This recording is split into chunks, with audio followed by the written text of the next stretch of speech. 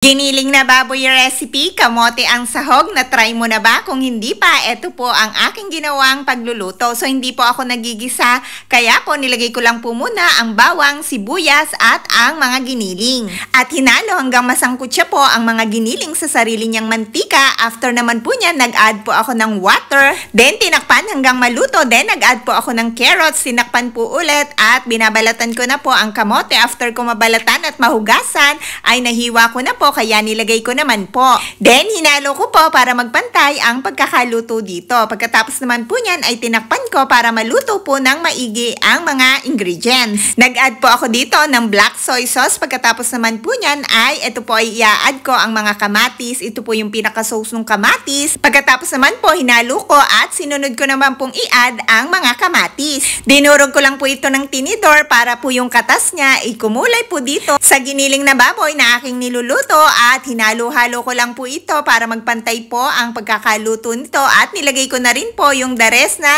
mga tomato sauce. At nag-add na rin po ako dito ng mga bell pepper. Hinalo ko lang po ulit para po maluto din ng maigi ang mga bell pepper. Pagkatapos naman po niyan ay hahayaan ko lang po itong kumulo hanggang maluto din po ang mga bell pepper. So healthy way po ang ginawa kong pagluluto, hindi po ako naggisa sa mantika dahil po ang mga ginisa at mga pirito ay nagkakos ng inflammation. Kaya naman po ay try my best na hindi magluto ng mga pirito o kaya mga ginisa.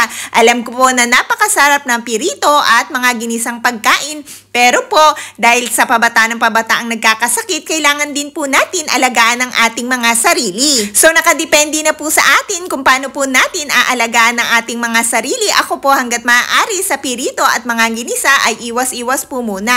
Pero kumakain din po ako paminsan-minsan ng carbohydrates at ng mga matatamis sa pagkain, pero yun nga lang po, hindi po madalas talaga yung tipong once a month, twice a month, thrice a month lang po talaga. Dahil po kapag nakatikim ako ng mga matatamis na pagkain o mga frito ay talagang hinahanap-hanap ko po talaga dahil talaga pong napakasarap. Pero po dahil nga po nagkakos ng inflammation, kaya ay try my best po na labanan na hindi tumikim madalas ng mga sweet na pagkain at ng mga perito at mga ginisa para po rin po maalagaan ko ang aking sarili. So guys, eto na po at naluto na po ang napakasarap na giniling na baboy na may kasamang kamote imbis na patatas.